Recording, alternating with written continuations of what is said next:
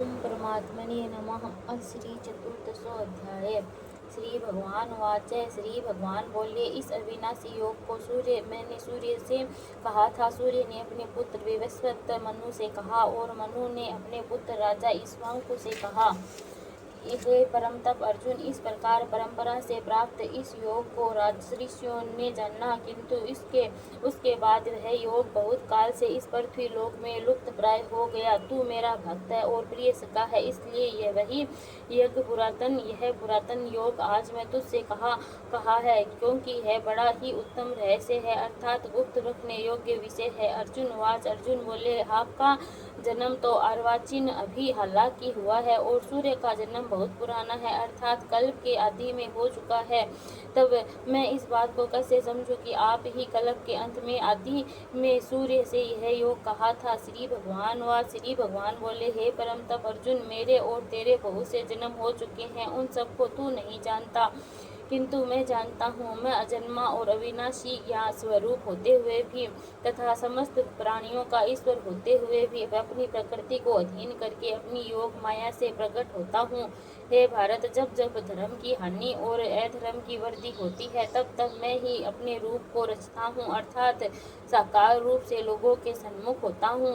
साधु पुरुषों का उद्धार करने के लिए, पाप कर्म करने वालों का विनाश करने के लिए और धर्म की अच्छी तरह स्थापना करने के लिए मैं युग युग में प्रकट हुआ करता हूँ।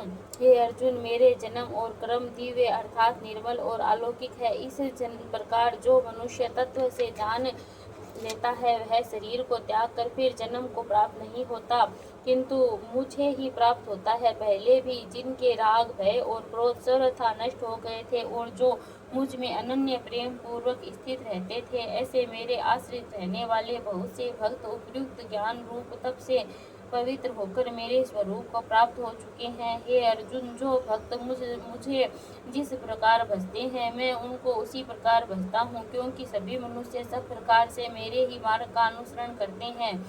इस मनुष्य लोक में कर्मों के फल को चाहने वाले लोग देवताओं का पूजन किया करते हैं, क्योंकि उनके कर्मों से उत्पन्न होने वाली सिद्धि शीघ्र मिल जाती है। ब्राह्मण, क्षत्रिय, वैश्य और शूद्र, इन चार वर्णों का समूह है, गुण और कर्मों के विभाग पूर्वक द्वारा रचा गया है। इस प्रकार उस सृष्टि रचनादि कर्म का कर्ता होने पर भी मुझ अविनाशी परमेश्वर को तू वास्तव में अकर्ता ही जान। कर्मों के फल में मेरी स्पृहा नहीं है, इसलिए मुझे कर्म लिप्त नहीं करते। इस प्रकार जो मुझे तत्व से जान लेता है, वह भी कर्मों से नहीं बंधता। पूर्व काल में मुमुक्षुओं ने भी इस प्रकार जानकर ही कर्म किए, इसलिए तू भी पूर्वजों द्वारा सदा से किए जाने वाले कर्मों को ही कर।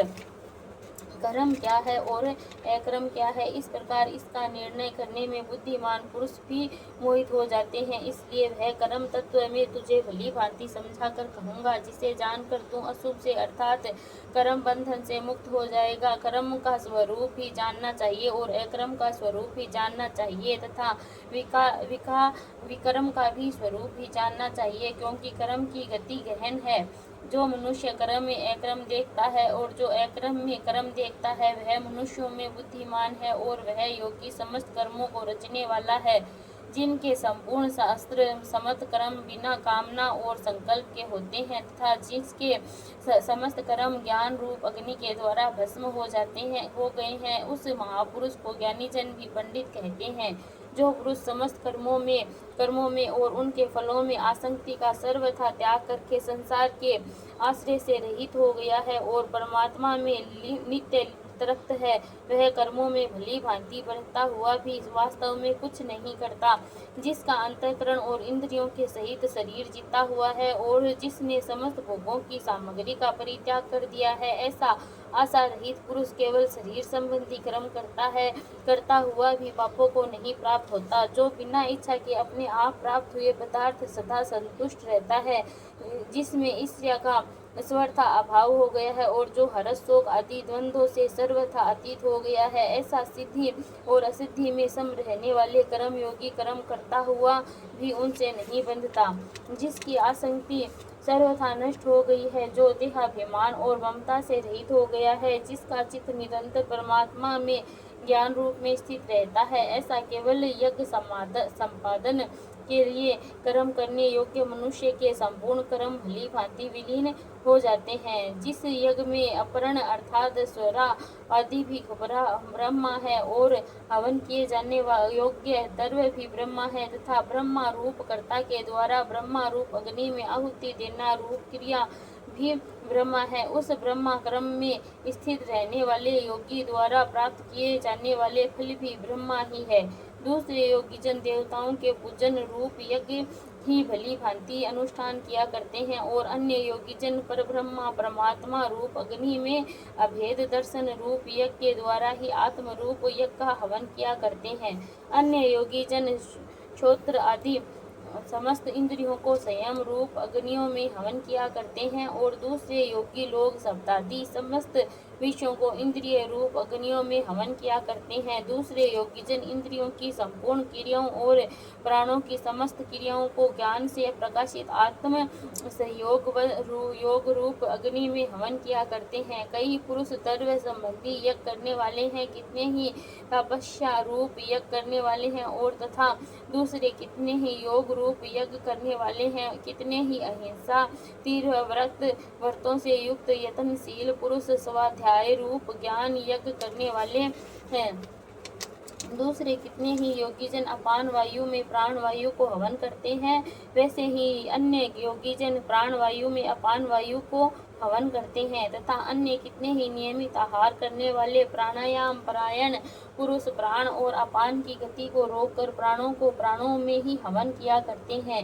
ये सभी साधक यज्ञों द्वारा पापों का नाश कर देने वाले और यज्ञों को जानने वाले हैं। हे कुरुश्रेष्ठ अर्जुन, यज्ञ से बचे हुए अमृत का अनुभव करने वाले योगीजन सनातन परब्रह्मा परमात्मा को प्राप्त होते हैं और यज्ञ न करने वाले पुरुष के लिए तो यह मनुष्य लोक भी सुखदायक नहीं है, फिर परलोक कैसे सुखदायक हो सकता है। इसी प्रकार और भी बहुत तरह के यज्ञ वेद की वाणी में विस्तार से कहे गए हैं। उन सबको तू मन इंद्रिय और शरीर की क्रिया द्वारा संपन्न होने वाला जान। इस प्रकार तत्व से जानकर उनके अनुष्ठान द्वारा तुम कर्म बंधन से सर्वथा मुक्त हो जाएगा। हे परम तप अर्जुन, द्रव्यमय यज्ञ की अपेक्षा ज्ञान यज्ञ अत्यंत श्रेष्ठ है तथा यावा न मात्र संपूर्ण कर्म में ज्ञान में समाप्त हो जाते हैं, उस ज्ञान को तू तत्वदर्शी या ज्ञानियों के पास जाकर समझ। उनको भली भांति दंडवत प्रणाम करने से, उनकी सेवा करने से और कपट छोड़कर सरलता पूर्वक प्रसन्न करने से वे परमात्म को भली भांति जानने वाले ज्ञानी महात्मा तुझे उस तत्व का उपदेश तत्व ज्ञान का उपदेश करेंगे, जिसको जानकर फिर तू इस प्रकार मोह को नहीं प्राप्त होगा। तथा हे अर्जुन, जिस ज्ञान के द्वारा तू संपूर्ण भूतों को निश्चय भाव पहले से अपने में है और मुझ सच्चिदानंद घन परमात्मा में देखेगा, यदि तू अन्य सब पापियों में भी अधिक पाप करने वाला है तो भी तू ज्ञान रूप नौका द्वारा निसंदेह संपूर्ण पाप समुद्र से भली भांति तर जाएगा।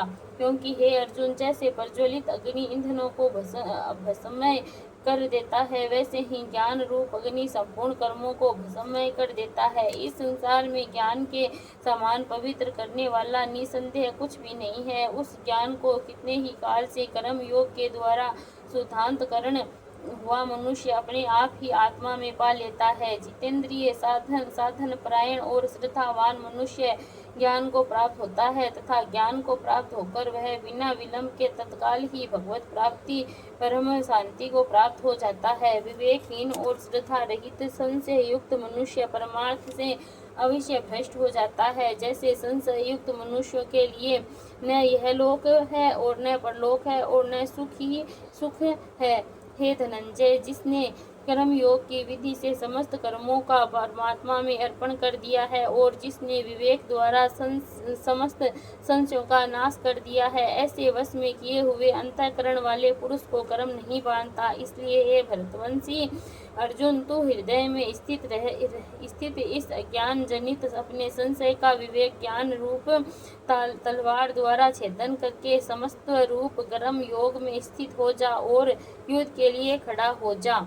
ओम तत्सत श्रीमद्भगवत गीता उपनिषत्सु ब्रह्म विद्याय योग शास्त्रे श्री कृष्ण अर्जुन संवादे ज्ञान कर्म संन्यास योगे नाम चतुर्दशो अध्याय समापन। जय श्री परमात्मन। ओम नमो परमात्मा।